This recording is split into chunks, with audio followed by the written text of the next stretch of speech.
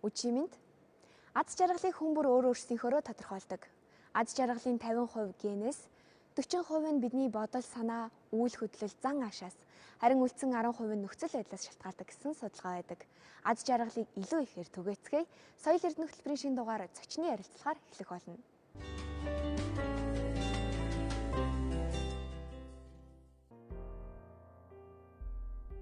Монгол Улсын соёлын тэргүүний ажилтан жүжигчин найруулагч Гамболдын Эрдэнэ Билэг 2000 онд соёл урлагийн их сургуулийг Монгол Улсын урлагийн гавьяа цэцгэлтэн сугар багшийн удирдлагын дор жүжигчин найруулагч мэргэжлэр төгссөн. 2003 онд Гэгэмо санаатмын Шилдэг залуу уран бүтээлчийн шагнал, 2007 онд Хэлж зүрхлээгөө хайр жүжигийн дэлгэрийн дүрээр, мөн 2011 онд Тэнгэрийн хүү жүжигийн модуны дүрээр Гэгэмо санаатмын Шилдэг эрэхтэй гол дүрийн шагнал. Аав уран сайхны киногоор Academy Awards 2015 наадмын Шилдэг найруулагчийн шагналыг тус хүртсэн юм. Таны сойсон хөрөн морь буюу Хиймэр кино энэ сарын 5-нд гарааны зурхаагаас эрэглээ. Юуны өмнө танд баяр хүргэе. Одоо морины тухай маш олон шүлэг найрал байдаг байхад яг яагаад Ламсрангуй энэ хөрөн морь гэдэг найралыг сонгож авч киноныхаа гол зохиол болгосон юм бэ? Бидрэг 10 жил байхад энэ бол боловсролын системд нь орчихсон, хөтөлбөрт нь орчихсон уран зохиолын хичээл дээр аль биесээр хүүхэд бүр цээжлэх ёстой гэдээ бид нар цээжилж өссөн. Энэ нөлөөлсөн баг. Нөгөө талаасаа морин дөрөн дургу арт түмэн гэж үндэстэн гэж байхгүй баг. Тэр цуун монголчууд наад марч тэр те одоо өвлийн уралдаанч тэр кино шин дээр аваад үзсэн ч гэсэн уран бүтээлүүд хөвчлэн хурдан морины тухай илэрхийлсэн байдаг. Ламсрангуй хөрөн морин найрагл гэх юм бол Монгол морины жинхэнэ сэтгэл хан хийсэн. Ямар үнэнч амтан бэ гэдгийг илэрхийлсэн юм мундаг найраглал. Тэгээ энэ найраглалаар кино хувьд Монгол мориг дан хурдан мориг гэдэг талаас нь биш. Монгол морчин мундаг сэтгэлгээтэй, мундаг сэтгэлтэй, зүрхтэй, зоригтой ийм мундаг эх оронч, ийм мундаг зүйлсийг илэрхийлсэн мундаг амт юм аа гэдгийг бас харуулахыг хичээсэн. Тэгээд дээрэс нь одоо дэлхийн талыг нэгэн цагт эзэлж байсан эзэн Чингис хаан маань мэдээж мордын нуруунд дээр л дэлхийн талыг эзэлж байсан. Орос улс руу дайны талбар руу бас маш их хэмжээний Монгол мордыг бол бэлгэнд явуулж бас амьдэлж байсан. Тэрний хүчээр ч бас Оросууд маань бас тухайн үедээ ялт байгуулж исэн гэж үздэг шүү дээ. Манай гол дүр морины дүрд маань одоо чинь сартай саргүй гэж саргүй дээр нь сарын тавиад ингээд ижилсэлээд яг 3 морийг ээжлэл тоглолтуулсан.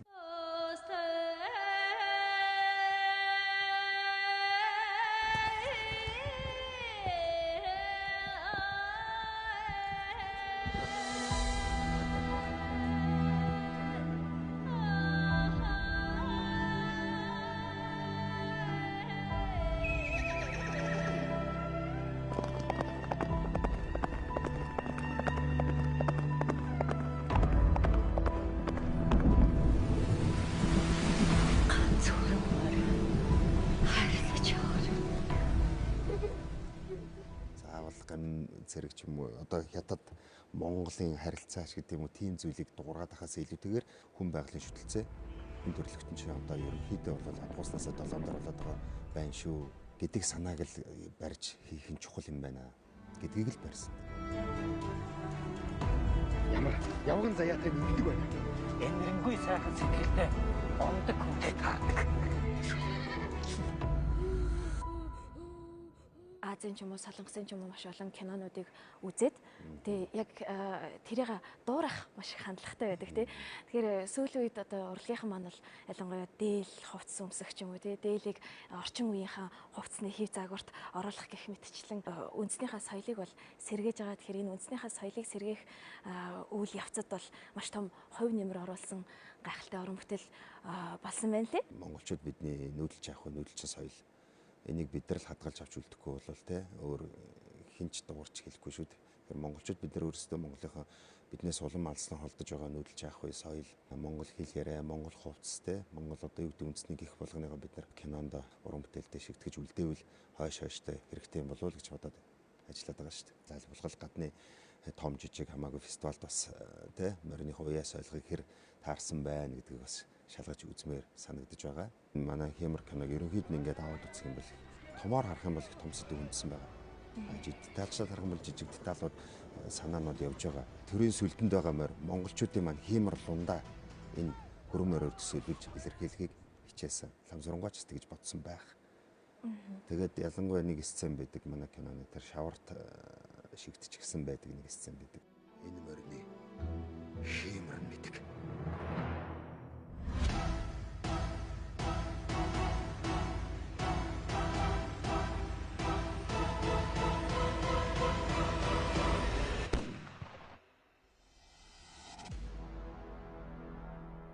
Манай Монголын ард түмэн бол хиймэрт ард түмэн.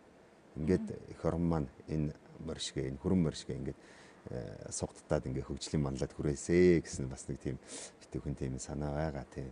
Нөгөө томоор харах юм бол ер нь хүн гэдэг амтэн чинь хамгийн муухай амт юм гэж ярьдаг шүү дээ. Их дэлхий байгаль одоо юу гэдэг хамаг юм хүнэл тэнцвэрт балансыг алдагдуулж байгаа юм бол хүндрэлтэн л байгаад байдаг. Тэгээд болохгүй зүйлийг сэтэж байна, ухаж байна, дэлбэлж байна, голгойрогч хэрэгж байна гэдэг. Энэ юуны өвчин зүйлээс болоод байна гэхээр дандаа л хүн төрөлхтний буруу үйл ажиллагаанаас болоод байгаа. Тэрнээс ш энэ ан амьд дараатан жигүүртэн чинь байдгаараа байгаад өөрөөсдийнхөө амьдралын жамаар өөрөөсдийнхөө цэвэрлэх жамаар ингэж амьдарч байгаа. Энийг бас ингэж бас их хөндөж харуулахыг хичээсэн том харж чадвал бас тийм энэ унганы зуулт гэдэг нэг жижиг деталь явж байгаа л да. Унганы зуултыг энэ киноныхаа бас нэг юм символ бэлэг тэмдэг болгож авах гэсэн зөв юм байна гэж ойлгоод унганы зуултаар ерөнхийдөө их орон газар шороо гэдгийг илэрхийлэхийг хичээсэн. Тэр жижигхэн хатхан багт. Тийм учраас миний киноны логог маань бол хатхан шорооноос их орон эхэлдэг гэж оруулсан байна. Одоо бид нар кино үзэнгүүт яг киноны төгсгөлд ингээд нэрсийн жагсаалт урсдаг тий 100 хүмүүс байж иж ганцхан кино бүтэж байгаа тий. Тэгэхээр кино бүтээлчдийн талаар би бас илүү лавшруулж асуумаар. Эртний грекийн философч Пифагор тий Пифагор ингээд өөрийнхөө сургаал номлолыг айлтдаг олон шавнартай. Тэгээд тэдэртэйгээ хамт тастай амьдардаг. Тэгвэл өглөө болгонд тэдэрээ ингээд хөгжмөр сэрээдэг байсан юм байна л да. Тэр айл тэр ихний грекийн үед ингээд хөгжмийн нөлөө гэдгийг маш их ойлгоцсон байсан байна тий. Хиймэр гэд кинон дээр бол хөгжмийн зохиолч Оки буюу одоо ярь ажилласан. Мэдээж киноны нэг чухал хэл бол хөгжим шүү дээ. Хөгжмгүйгээр бас төсөөлөхөд үнэхээр бэрх. Тэр цэцмаа мориор Монгол хөгжим. Энэнгүүгээр Монгол морины киног одоо өгүүлнэ гэдэг бол асар дутагдaltaй тийм ээ. Окигийн санал л да. Аха ерөөсөө энэ киног оркестр морин орон чуулга бүр амьд хөгжмөр ингэж бичүүлэх хэрэгтэй байна. Тэгжиж эн чинь их гоё далайцтай гоё буух гээд байна гэдэг саналыг тавьсан байж тэгээд ер нь зөв юм байна зүйтэй асуудал байна гэж бодоод тгийгээ дэмжсэн ч маань их сайхан кинотойгоо явц савнаа алдсан дүрстэйгээ цугтаа амилж боссон юм сайхан хөгжим болсон гэж би бол хувьдаа дүгнж байгаа. Ахыга цаахан морийг аваад явтаа. Ялалаа онгорхоо.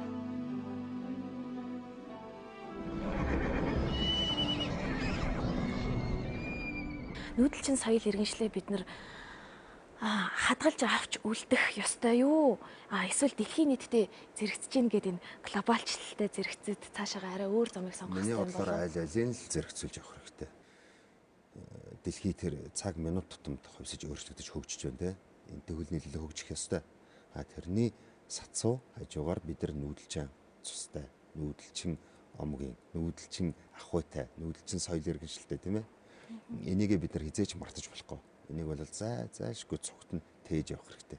Тэгэхгүй бол бид нар ямар ч нутаг басгүй сонин удам угсаагүй хүмүүс болж хуурна эцтэй. Тэгэхээр бид нар л нүүдэлчин соёл ах юу гэдэг одоо Монгол гэсэн болгоно бид нар хэрхэмжтэй эдэлж хадгалж авч үлдэх ёстой.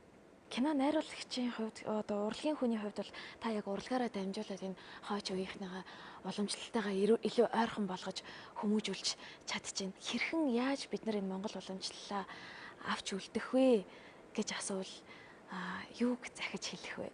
Яг үннийг хэлэхэд би ч гэсэн өөрөө суралцаад явж байгаа юм шүү дээ. Залуучууд маань өөрсдөө бас хэрэл хайгуул хийгээсэй.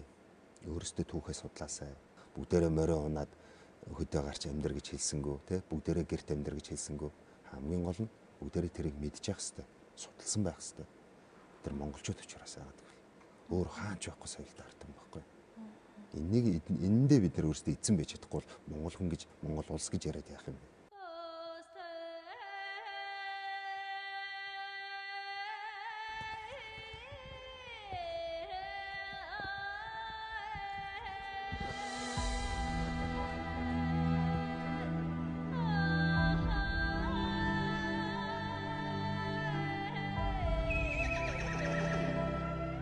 кино урлагийг тэр чигт нь хүний биеэр төсөөлөд аваад үзэх юм бол жүжигчд гэдэг бол одоо ямар ч гар хөл ямар нэгэн эд хэрэгтнүүд байж болно. Гэхдээ найруулагч гэдэг бол гол тархин те. Яг өөрийнхөө санааг ингэж шингээж оруулахад гадны нөлөөллөөс үүсэж байгаа ямар нэгэн саад бэрхшээл байдаг уу? Сэтгсэн хэмжээнд илэрхийлэл гаргаж ирэхийн тулд бид нар өдөр шөнөгүй ажиллаж байгаа.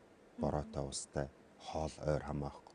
Одоо чинь хиймэр төр 3 морой ачаал бид нар нэг хилээс нөгөө хил рүү, нөгөө хилээс нөгөө хил рүү гэдэг ч юм уу те. Тэгэл салхитай шуурхтай гэл 3 морчин бас өвс ногоон таарахгүй гэл те. Идэж ижэлээд ачаал ингээл явна. Яг үнэ хэлэхэд би энэ хиймэр киног үзээд моринд хайртай байсан л да. Гэхдээ морийг одоо жинхэнэ найз нөхөр шигэ гэж ингэж бодож үнэлж морчин бас их адгуус амтан мундаг амтан л гэж яриад байдаг болохоос бас яг цагтад л бас их арчаагүй амтан байл шүү дээ. Амархан анид үрдэг, амархан өвддөг амтан л юм чинь те. Гол дүрдэг болсон хүүдээ. Надаас гойсын аранга аймагт ингээ зураг авалтанд дуусаад бид нар кино групп явахад та нараасаа ингээ салж байгаадаа маш их харамсалтай байна гэдэг уйлаа та нартай тассан гэд. За чи тиймд хүнд нь илүү тасав гэсэн чинь хүний нэрлэх юм л гэсэн ч үгүй би хүрэн морь тэрэн дундаа би саргу хүрэн морьнда үнэхээр нь тассан. Би тэр минутуудаа хараад ойлголцдог мэдэрдэг. Би тэр айгуу гоё болсон. Би энэ хүрэн морийг өгч явуулга надад өчтөхүү гэд гойсон. Тэгээ зураг авалт дуусаагүй угаасаа тэгээ ахын дүү ахын монтаж чаарж агаад чамайг сайн тоглосон бол өгнө муу тоглосон бол өгөхгүй шүү гэд хэлсэн байсан. Тэгээд та ямар шийдвэр гаргасан? Нээлтэн дээр сюрприз орж тайзан дээр хүүдээ хэллгүүгээр яг тайзан дээр хүрэн мөрөөр гаргаж ирээд гардуулж гисэн. Тэгээд тэр бол их сайхан зүйл болсон. Бах минь нарийн бол маань үйлээ маш их ярилсан.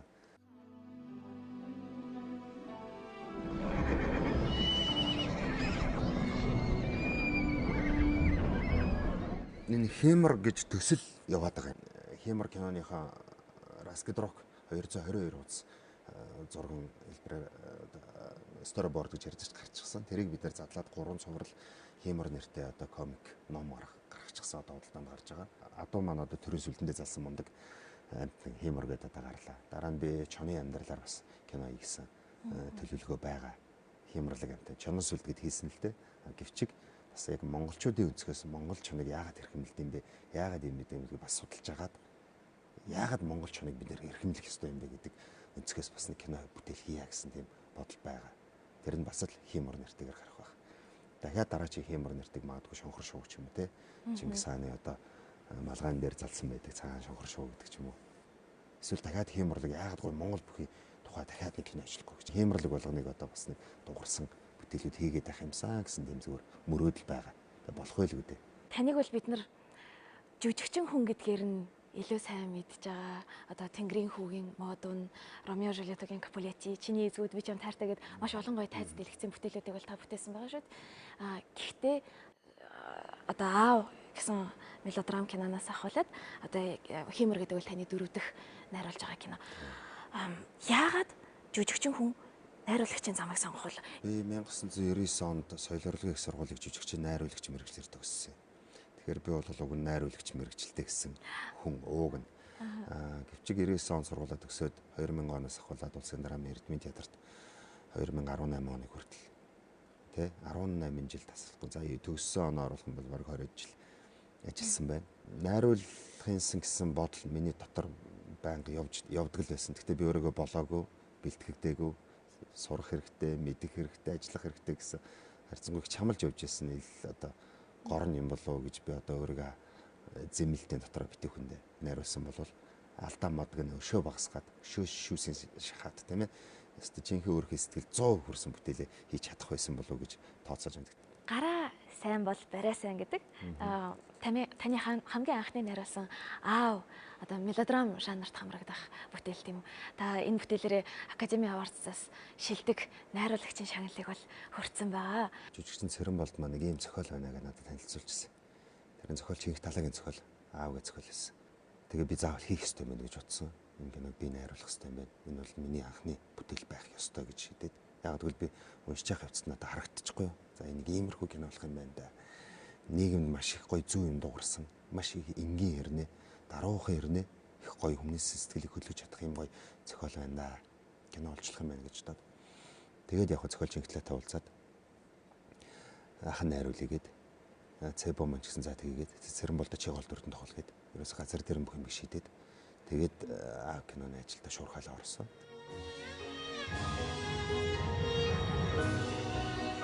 Энэ бол миний аав.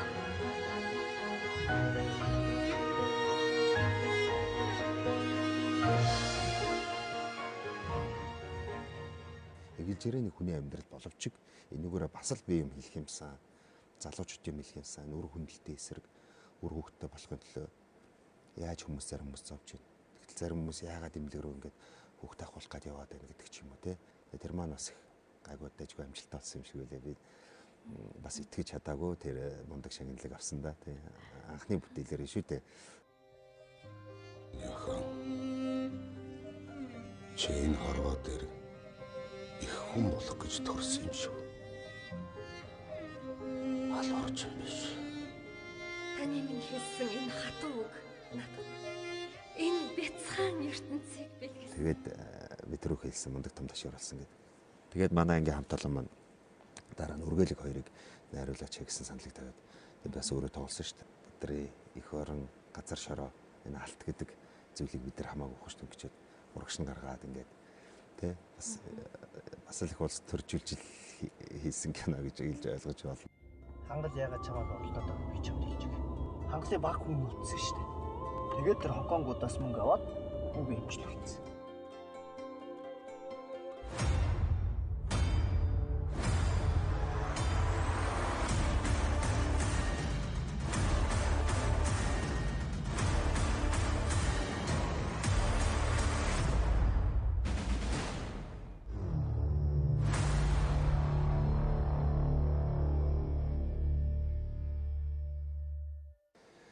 Тэгээ яллагч кинон дээр дараа нь бол бас л хүчирхийллийн эсрэг талбай дээр хүртэл цуглаан болсон олон муухай хэрэгүүд одоо сэтгэлд бас их таагүй мэдээнүүдийг сошиалаар их явсан. Уран бүтээлчнүүд бас зүгээр суугаад сонсоод уншаад өнгөрөөдөх хайшаач тэмцмээр байсан. Тэгээ тэрний бас нэг гол сэтэл нь бол яг Орос улмын улсаас Андре Каравайкин гэдэг залуу тохиолдсон хэрэг. Тэр яг миний сэтгэлд буусан л даа. Энүүгээр яг кино хийх хэрэгтэй байна. Тэгээд яллагч гэдэг киног бас л санаа өгөх юмсан. Тэгээ юм дуурхийнсэн гэж бодож хийсэн бүтээл маань бас тэр шүү. Хүчирхийлээсэр. Миний охинд тохиолдсон гай. Бусдын охидод дахиж хизээж битээ тохиолдог.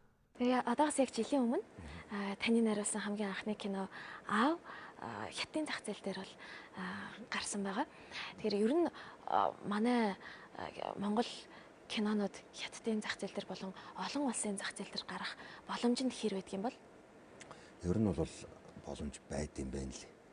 Бид нэр өөрсдөө өөггүй хөөцөлдөөд судлаад чармаалтаа хичээж авах юм бол байд юм бэл. Аав кинонууд гэх юм бол жил 6 сар хөөцөлдсөн. 7 үе шаттай. Нэгдүгээр үе шат нь дотроо 3 шаттай. 3-7-21. 21 амжилтгаар дамжиж байгаа. 21 хүмүүсээ ингэж хянуулж гарах юм шүү дээ кино. Цохиолын төвшөнд авч уншин тэгээд энэ цохиолын хувьд л болж гэнэ үү болохгүй байна уу? Үзэл суртлын хувьд болох нь болохгүй байна уу?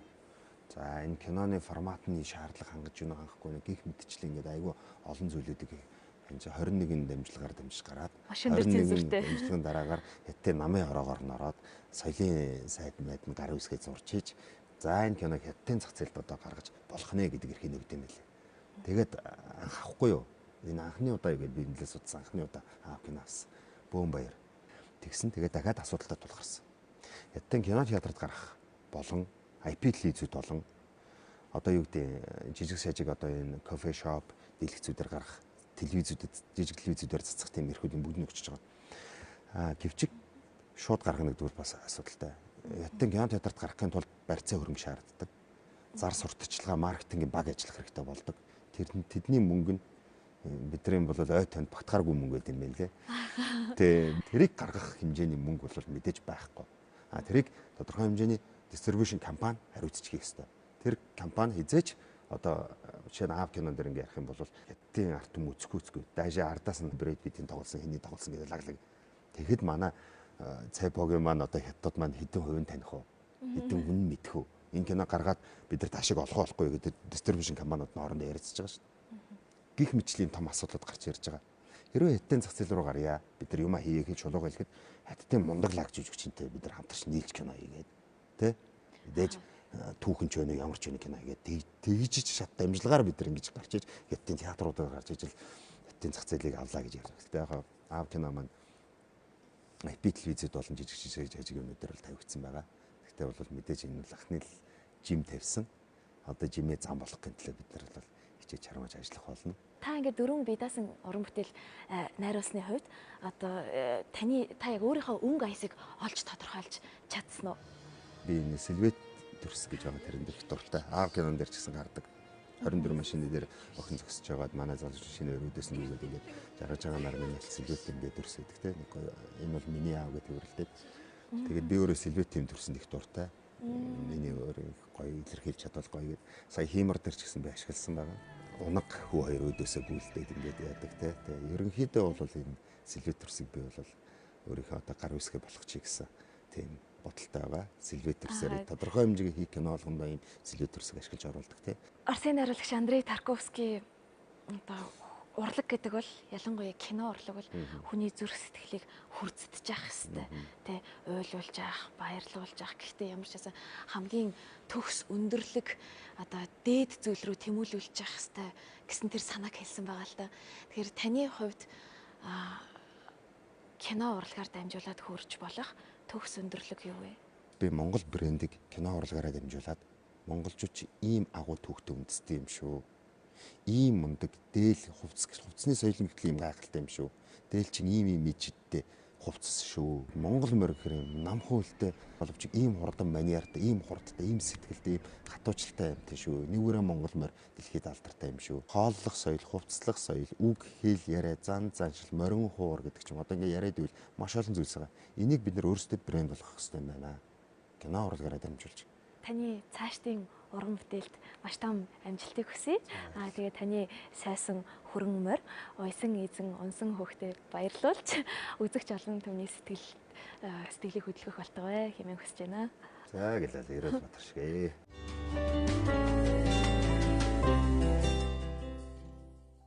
Түүхэнд Төв Азийн нүүдэлчид ан ав хийхтэй болон дайн байлдаанд дохио өгөх зорилгоор үхрийн иврээр бүрээддэг байсан гэж үздэг.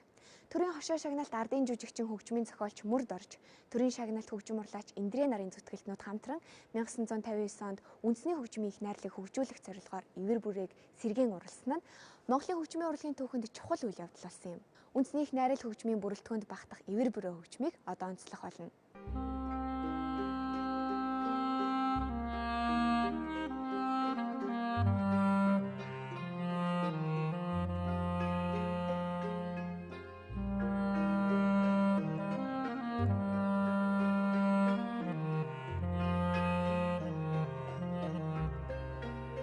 Шэбэгийн чинь дандаа бурхан шашны хөргийн тийм зургнууд олдсноос гадна эврүүрээ барьсан бүрээчийн хөрөг олдсон гэсэн тийм ганц өгүүлбэр байгаа байхгүй. 13 дугаар зууны үеийн ав хомрог гэж тийм зураг олдсон байхгүй би. Их хаан л одоо ан хийж яваа зураг байгаа юм л да. Тэн дээр бол яг энэ эврүүрийгээ барьчихсан хоёр хөгжимчний зураг байгаа. Бас тэр цордон бүрээг барьчихсан хоёр, арай нарийнхан хоёр, тэгээ хоёр бөмбөрчөнтэй тийм одоо тийм 8 хөгжимчний зураг байгаа байхгүй тэн дээр. Тэгэхээр л энэ эврүүрээ гэдэг нь бас 13 дугаар зууны үед яг энэ эврээр байсан байна гэснийг би тэр судалгаан дээр нотолж өгсөн. Их хаадуудын үеийн байлдан дагуултын үед ч угаасаа сарын газраас эхлээ сонсогдож эхэлдэг байсан юм л. Тэгэхээр шингээл тэр их хүчтэй нүргэн тэр хүчтэй тэр дагуултын чинь Хэнгэрэг бүрээ хоёр л тэр их хүчтэй тэр дууг бол гаргадаг байсан баг. Өвөр Монголд Чингисийн онгонд Ашраа ихт Улаанбураа гэж тэр хоёр хүн дамнаа зогссон тийм нэг бүрээ байгаа. Модоор хийдэг тэгсэн мөртлөнгөө Ашраа ихт Улаанбураа гэдэг байхгүй. Тэнгэрийн мянган луу донгодсонтой адилхан дуурдаг тийм бүрээ байгаа. Ивэр бүрээ хөгжим нь үлээвэр хөгжмийн нэг төрөлд багтдаг. Эртний Аз, Дорн дахин, Грек, Египт зэрэг улсад одоогоос 3000 жилийн өмнө флейт хөгжим үүссэн бөгөөд нэг эртний хөгжмийг үлээвэр хөгжмийн эцэг гэж үздэг. 16 дугаар зууны үеэс цэргийн аян дайнд гуйлан үлээвэр хөгжмийг хэрэглэх болж тэр цагаас Франц, Орос зэрэг орнуудад үлээвэр хөгжим бий болсон төвхтэй. Харин өнөөдөр дэлхийн ихэнх улс орны хөгжмийн урын сан үлээвэр хөгжмийн нэгэн төрөл болох эвэр бүрээ хөгжмөөр баяжсаар байна. Гадаадын улс орнууд бол одоо Шопар гэх янз янзын хөгжмүүд байна л да. Дан эврээрээ одоо яг энэ юм шиг ингээд дуурдаг. Тэгээд тэр нь бол дандаа шашныхан зан үйлтэй холбогдож одоо хүртэл шашныхан зан үйлийг хийхтэй эврэн дуурж Шопар гэх хөгжмөө тоглодог улс орнууд бол гадаад бол зөндөө байгаа. Ерзуутай юм шиг ийм тахиралцсан тийм хөгжим байна. Тэрийг жишээлбэл Шопар гэдэг юм уу те. Тэр гөрөөсний эвэр юм бэлээ. Тэгээд тэр бас их гоё юм янгирахгүй дуурдаг. Би бас үлээж үзчихлээсэн юм. Харин Монгол гүрэн эрт үеэс хөгжмөөрөө гайхагдж байсан юм. Ордны хөгжим 13 дугаар зуунд эрчимтэй хөгжиж, Хувлаа хааны ордонд олон төрлийн дуу хөгжим бий болж, агуулга нь баяжигдан, төрөл зүйл нь онширч байжээ. Их Ян улсын Хувлаа цэцэн хааны ордонд их шиглэж байсан төрийн их найрал хөгжмийн өвийг өвлүүлэх, түүх уламжлалыг сэргээх зорилгоор 1956 онд Монгол төрийн их найрал хөгжмийг сэргээх тухай Монгол Ардын хувьсгалт намын тогтоол гарснаар орчин цагийн эвэр бүрээ хөгжим бий болсон юм. Сүүлд энэ буддын шашин нөгөө төвдийн дардал ороод ирсэн. Тэрнтэй холбогдоод бас энэ бүрээнүүд чинь их ашиглагдахгүй болсон. Байсан хэдхэн бүрээнүүдийг буддын шашинд авчиж ашиглаад бусд нь бол ингээд устсан юм байлаа шүү дээ ерөөс. Тэгээд явж ирснийг л одоо 59 онд Монгол Ардын хувьсгалт намын төв хорооны тогтоол гэж хараад бусад энэ хөгжмөнүүдэд сэргээе, завсарлая, шинээр хөгжимч гэсэн хийя гэсэн тийм тогтоол гарсны дагуу Гардан зохион байгуулсан хүн бол мөрдөрж байгаа. Энэ манай оркестрт хийсэн байхгүй.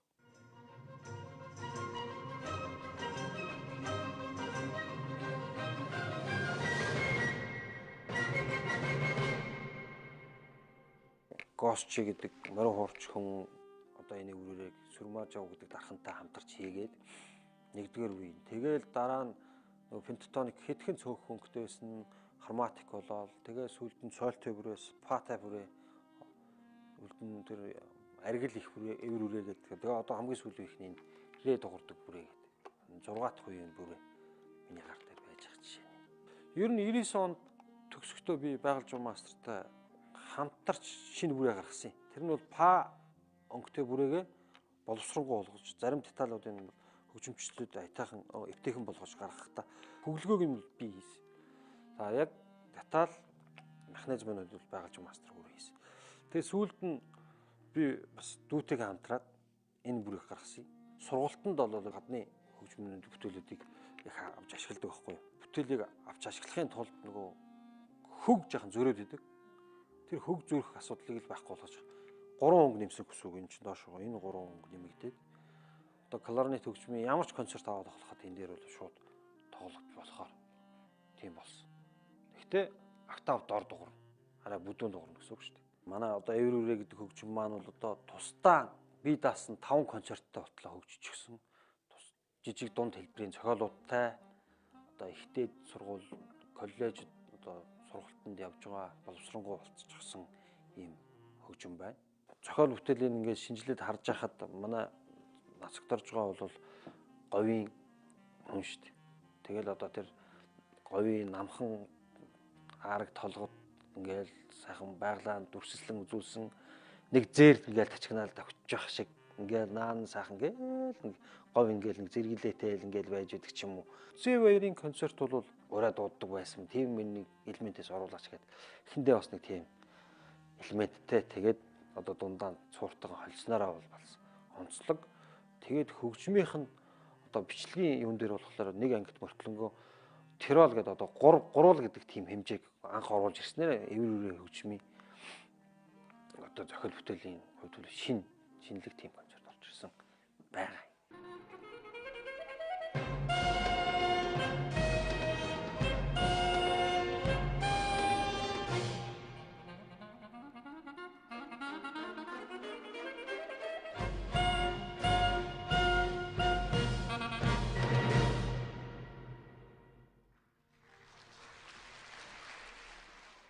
Монголчуудын л хэрэгжилж ирсэн одоо бүх бүрээнүүдийг л одоо ингээд судлаад цуглуулах сонирхолтой юм да. Эндээсээ ингээд харахаар хүн нэг бас ийм дум байдгийг мэддгүй юм байна л дээ. Нөгөө энэ бүр том нь олдсон сая би энэ 50-аас авчирсан. Тэгээ энэ нөхгүй байсны дээр нь ингээд нөхлээд ингээд дуурсан бас гоё дуурдаг юм байлээ. Бид нар бол одоо яг л одоо ингээд байглаараа уулзсан эврээр бүрээ яаж дуурч байна арай өөр байх жишээ нь энэ энгэрээ эврийнх нь бас арай өөр. За ингээд яг гоноо үхрийн эврийн хийсэн бүрээ бас нэг өөр. Одоо энэ бүр нэг жижигхэн хайнгийн эврээр бас энэ бол уул бүр үхрийн эвэр шүү дээ.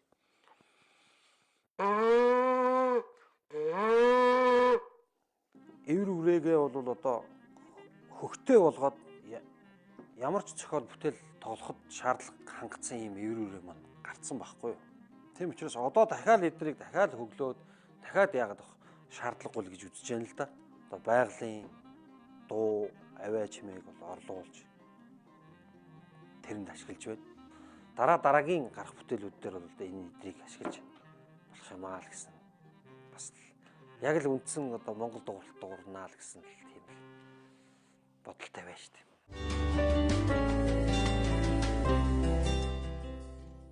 Соёл эрдэнэ хөтөлбөр үргэлжилж байна. Хүний өөхөх төрхийн мөчлөг хийгээд үүлийн үрийн уялдаа холбоог бурхан шашны үднээс тайлбарласан зохиол болох Чожид дагны туужийг өнөөдөр бид онцлон хүргэх болно.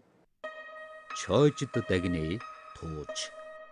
Бурхны шашныг одоо түргэн ухаарлахад тухайд зохиол маягаар тууж маягараас олон зохиолууд байдаг.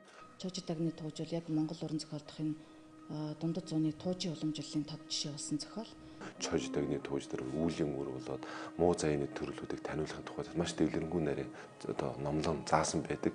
Туужаар ном зохиол үлгэрээр ингэж гаргах юм бол хүмүүс хамархан ухаардаг л да. Монголын уран зохиолын туужийн уламжлалт дотор тийм нэг цомрлогийн юм уу үлгэрийн маягаар бичигдсэн тус тусдаа одоо нэг дүрээ дагсан нэг тийм цомрлог тэр болгоноор нэгэн зүйл болгож бичсэн. Энэ шашны уран зохиол дотор бол энэ Деважингийн орон буюу одоо энэ амгалан жаргаланд орны тухай уран зохиол, Тамийн орны уран зохиол бол угаасаа эртний энэтхэг төвд Монголын уран зохиолд бол их эртний уламжлалтай. За энэ энэтхэг төвд Монголын уран зохиолд эртний уламжлалтай энэ Деважингийн болоо Тамийн орны уран зохиолын дотор манай уран зохиолын дотор их тодорхой бүрэн хэмжээний өөрийнхөө үндсэн мөн чанараараа үлдэж чадсан хожим үед орохдоо бол засвар байгуулсан ийм зохиол бол Чожид дагны тууж юм.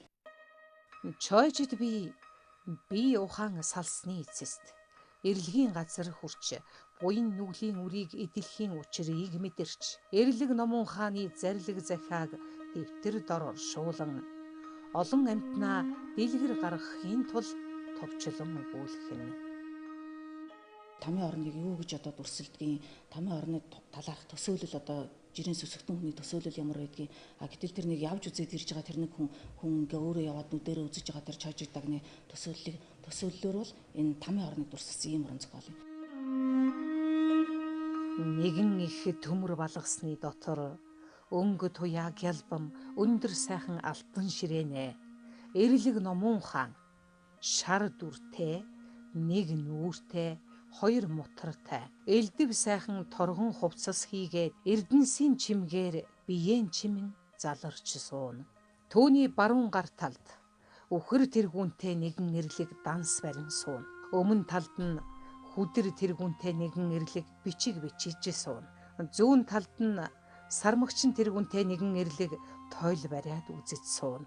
Бас бус олон янзын тэргүүнтэй амаан ангайж соёогоон ярцайж нүдэн бүлтийлгэж маш яхир хатуу дуу аваагаар дуугарладагч аюумшигт олон янз дүртнүүд гартаан жад сэрэ ийлдэн мум хийгээд ойл сүх цавчуур сэлэм соёо цалам ташуур төмөр дээс тэргүүтэй цаглашгүй аюулт хурц мессийг барьцгаан ал цох хаа хоо хэмээн хашгиралдан хүйтнэр нээлдэж тачхинтал хөхрөлтгөн үнэхээр аюумшигтай агаад эдний өмнө эрэм 400-аад хүний сүнс дагжин чичрэн байцгаана. Тэдний дотроос цовруулан авчирч буян нүглийн ялган байцаахыг Чожид би нүдээр үзэв. Энэ зохиол бол одоо дундад зууны үеийн уран зохиолын дурсгал гэхэд бол зохиомж нь маш тодорхой. Зохиолын бүтэц маш нарийн. Тамийн орныг дүрсэлж байгаа дүрслэлүүд, Тамийн оронд очиж байгаа тэр хүмүүсийг дүрсэлж байгаа төсөөлийн төдий байсан юм уран сайхны дүр болгож уран зохиолд авчирч ирсэн. Энүүгээрээ бол уран сайхны арга хэрэглүүрийн хувьд нэлээд өндөр хөгжсөн ийм зохиол. Бурхны сургаал номлол бүх юмыг сургаалыг бүгдийг энэ зохиолд оруулаа ингээ гаргасан. Энэ бол үнний сургаал юм л да. Үнний сургаал. Чойд дагны туужаар цаг зүүн болох үе гэж сэтгэл асарх дөрөйтх юм байна. Шунал нь одоо бүр ингээ дивэрж дийлээд ашигтаал бол одоо ээжигээ арилжахаас бусахгүй, ашигтаал бол эхнэрээ арилжахаас буцахгүй. Ийм айхтар цаг үе ирнэ гэдэг бол энэ хүний нисвасын цөв их дэлгэрнэ гэдэг бол цөөн цаг дээр заасан байсан. Тэгээ энэ цаг үеийг нь чойд дагны туужаар үүлийн үрээр харуулсан. Эргээд энэ үйлүүд маань ингээд биднээс ямар ч эзэнгүй юм шиг, харах хүнгүй юм шиг, ингээ болчих юм шиг бүх юм үйлдэлдээд байгаа боловч эцсийн үр дүн дээр бол шүүлтүүрээр орж эрлэгийг дэнслэгч, эрлэг ном ухаан дээр учир нь тэн дээр бол тэр одоо толь бүх зүйл дээр шүүлтүүрээр бүгд ингэж ялган сардаж гардаг гэдэг үүлийн үрийг сануулгын тухайд, унлыг сануулгын тухайд заасан байна. Шашны уран зохиол дотор бол нэг гол зорилго нь юу гэдэг вэ гэхээр жирийн нэг тийм сүсэгтэн хүн юм уу, жирийн нэг тийм тойм лам хүн юм уу, эсвэл жирийн нэг тийм одоо бурхны шашныг зорин ирсэн нэг тийм асан бат суудагийн дүрээр юм уу. Тэр цаанаа бурхны шашны маш том үзэл санааг хүнддэг, маш том тийм үүрэг ройлыг бий болгодог нэг юм зорилго тавьдаг гэсний нэг нь бол чойждаг. Чойжид чи халуун хүйтэн 18 тамын орны зовлон ба хүн үхээд сүнсэн эрлэгэнд очиж нүгэл буйнан толь данснаа шүүлгэн хүний ертөнцид байхтан үйлдсэн буйны үрээр сайн заяа олж төрхийгээд нүглийн үрээр муу заяанд төрхийг нүдээр үзэж лавтая мэдлээ.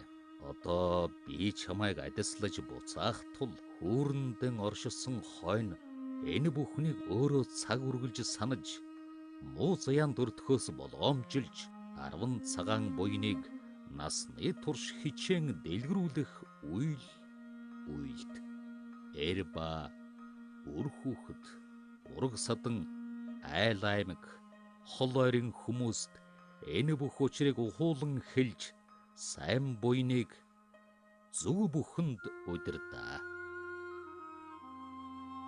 Дараа энэ бүхнээ намтар болгон дэвтэрт бичээд олон түмнээ тархаа.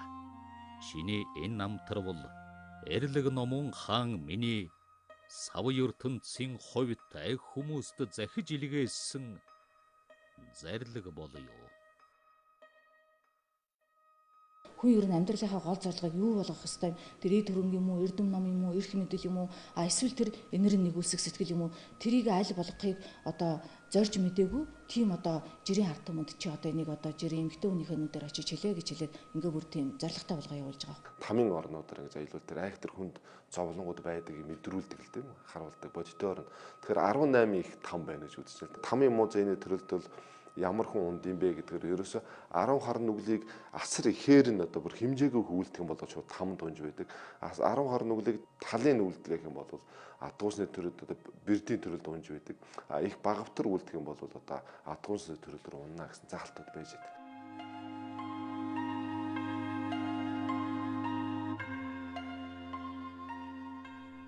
Арав хар нүгэл гэж юугаа хэлээд байна гэхээр биеэр үлдэх, сэтгэлээр үлдэх, хилээр үлдэх нь үндсэн онолуудыг л. Энэ 10 хар нүглийг л хэмжээ хязгааргүй үлдэхэл аваас нь муу зайд унах юм байна гэдгийг энэ ном зохиолоор харуулсан. За тэгвэл тамд хэн очдөг юм бэ? Тамд янз бүрийн хүмүүсийг очиж байна. Жишээлбэл одоо үнэхээр бурхан шашны номондоо сүсэг бишрэлтэй байсан шашны том янтагтан тамд хүрээд очиж байна. Тэгтэл тэр хүн яасан гэхээр чин нэг үзүр сэтгэлээр одоо бурхан номдоо шандаад ингэсэн боловч нэг удаа яасан гэхээр тэр нэг үхэр алхаа явж исэн 3 хонд шоо орхиж өгснөөс болоод буруу үйл хийсэн гэж тамд оронд ирсэн байж байгаа чинь. Гэтэл нэг их тийм гоё номлогч одоо тийм гэрэл цацарсан номлогч хүн бол одоо ингээд тамийн орон дундуур ингээд гараад бүр тэр одоо сайхан гэрэлгээгээ тэр Диважингийн орн руу яваад гэж шүүгдэж исэн 400 гаруй тэр олон хүний одоо уйлсан, орилсан, чарсан тэр олон хүмүүсээс өсгүй голдуу хүмүүс гэж байгаа ш. Нэг хэсэг хүмүүс тэр хүнийг дагаад нөгөө тамийн зовлон торноос гараа явцсан. Гэтэл бүстэй голдуу нэг хэсэг хүмүүс нөгөө багш минь нэрлээ гэсэн хэрнээ бүстэй голдуу шавнар нь тэр тамийн орондоо үлдчихэж байгаа. Тэгээ энэ яагаад бүстэй голдуу хүмүүс үлдвэ гэдгсэн чинь хамгийн дээд одоо сайхан чанараараа шүтэж байсан боловч энэ миний гэргий одоо энэ одоо сайхан ламд сэтгэл алдарчих вэ энэ төр гэж бодсон нэг юм хоромхон зураг бодоод өнгөрсөн тэр нүгэлтэй үйлтэй тэр бодлынхаа үрээр тэр муу оронд бүр багш нь ирээд дагуулаа гарч яхад дагаа гарчиж чадахгүй тэр тамийн орондоо үлдчихэж явах жишээ. Гүүрэн дээр нэгэн хүнийг гэдрэг харуулan хэвтүүлж дөрвөн мөчийг тэлээд дээрээс нь нэгэн чулуун болгосаар дараад бахирхт нь хайлуулсан буцламгай халуун ширмийг аманд нь сутгаж байлаа. Би элчээс учрыг асуувал энэ хүн ертөнцид байх цагтаа бусад хүмүүсийг дайрч давшилж доромжилсон ба эд малыг хулгайлж идэж завшаад би хулгай хийгээгүй хэмээн Бурхан номын нэр барьж ам алдсны үйлээр ийхүү залхаагдж байна. Үүнийг амь тасарсны хойно бас тамд хийж залхаана гэлээ. Аялаа явж байхад бол ингээд нэг хүний хилийн суулж гараад маш том дэлгээд татаад хилийн газар хагалж байгаа юм шиг хаглаа явж байгаа. Асар их цус голон мормод арсчлаа. Энэ юуны тухай тэд ингэж зовлон гэдэлж байна гэхэд авралын дээд шүтээ болсон эцэг эхийг бол хил амаар хараасан, доромжилсан учраас хилийн ингэж сунгууд татаж гаргаж ирээд хилийн бол ингэж огтлж байгаамаа гэж. Олон сайхан одоо хүмүүсийг өвчнөөс нь илэршүүлээд ингээд ном энэ би одоо их энерги сэтгэлээр энэ олон түмэнд тусыг үлдэх ёстой их болсон 6 зүйл хамгаалтны тусын тулд гагц зүр сэтгэлээр би энэ тусыг үлдэх ёстой гэд ном буйныг үлдээд эм там бариад байсан. А гэхдээ ганцхан удаа юу гэж бодсон гэхээр нэг баян айлын хүү өвдөд ангаа харгаа мэдчихсэн хэрнээ нэг араа ахиу шан хишиг авчий да энэ хүмүүс баян юм чин гэж бодоод 8 сар орчим тэр хүүг өвчнөөс нь илэршүүлэхгүй байжгаад дахин өргөл барьцааг авж байгаа. Тэгээд тодорхой хугацааны дараа өвчнөөс нь салгаад явсан. Тэрнийхээ гэмээр одоо тэр хичнээн олон хүнийг өвчнөөс нь салгаж одоо зовлонд амьдралаа салгасан буйныг хийсэн боловч ганцхан удаагийнхаа тийм үйлдэлээр мөн тэнд үлдсэн байх чинь.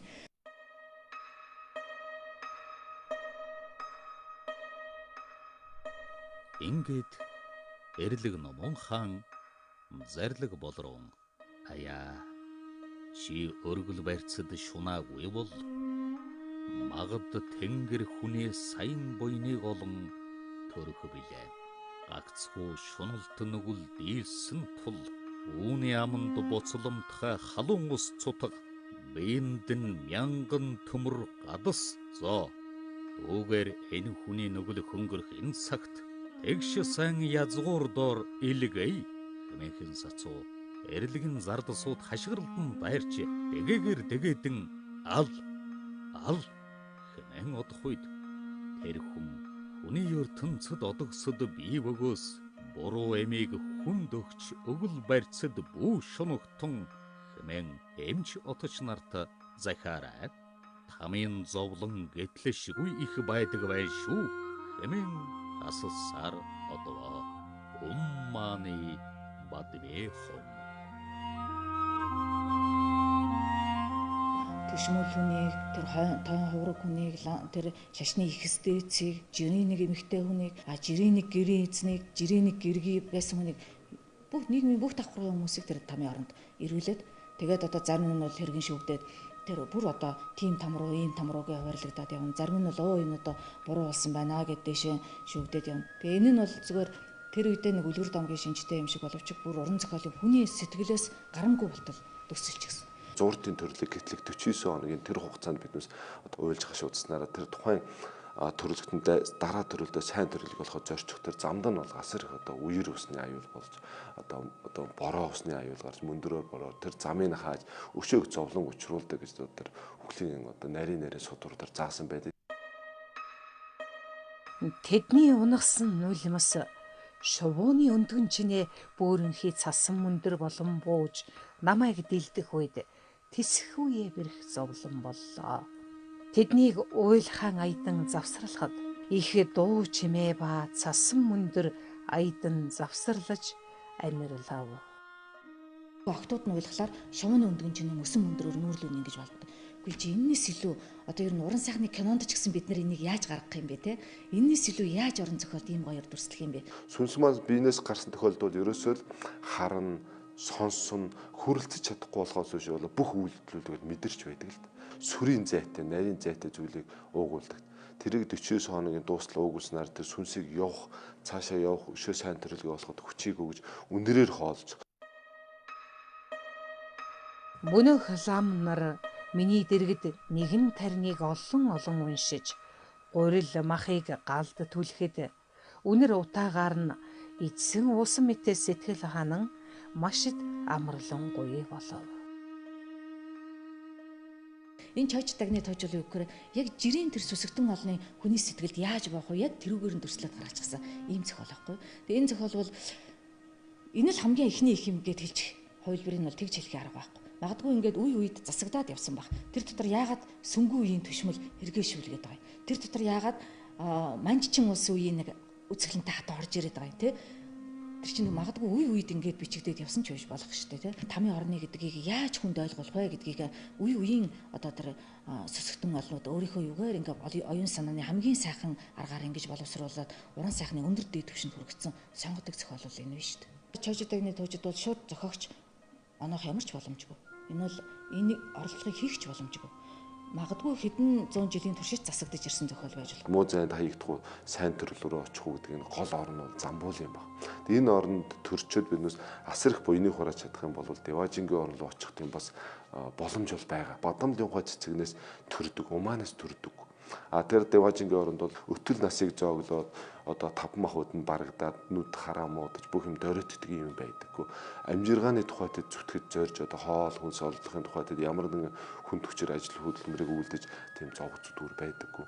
Хүссэн зүйлээ сонсох, хүссэн зүйлийг харах ийм эр төвлөгөн шин чанар тэр Деважингийн оронд төгс бүрдсэн байдаг. Тамийн орн бол эсвэргээр бол нэг ихшний төдөд ч одоо амар амгалан байхгүй. Мөнхөд зовлон зүтгүүр айдас зовлон бол хэмжээ гэж хязгаар шиг бол эдэлж байдаг. Тэгэхээр ерөөсөө тэр туужсаар гол зорилго нь бол хийж үүлийн үрийг ухаарч энэ муу зайны зовлонг ойлгочих юм бол энэ Замбулын ороо дээр binus буйныг үлдэж нүглийн үйлээс холоор явах бол хол явахыг л заан сургасан байдаг шүү дээ.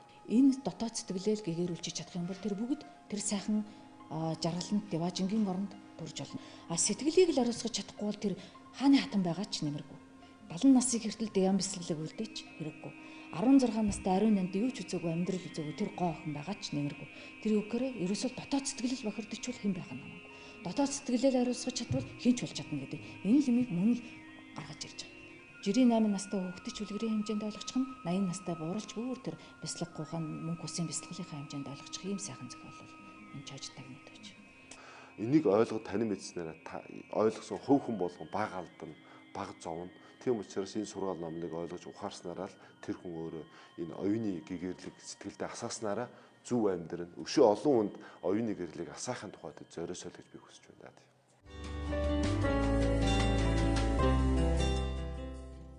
Самуу хорын муу үйлээс зайлж сайн заяа буянтанд дэлгэрэх болтугай. Соёл эрдэнэ хөтөлбөр Монголын үндэсний олон нийтийн телевизийн 1-р сувг болон цахим орчинд Facebook, YouTube сувгаар үзэгч танд хүрч байна. Хөтөлбөрийнхөө төгсгөл Германы хөгжимчин хийлж удирдаач Андре Рюгийн 1987 онд үүсгэн байгуулсан дэлхийн хамгийн том хөгжмийн оркестр болох Йохан Штраус оркестрийн тоглолтоор аялцгаая.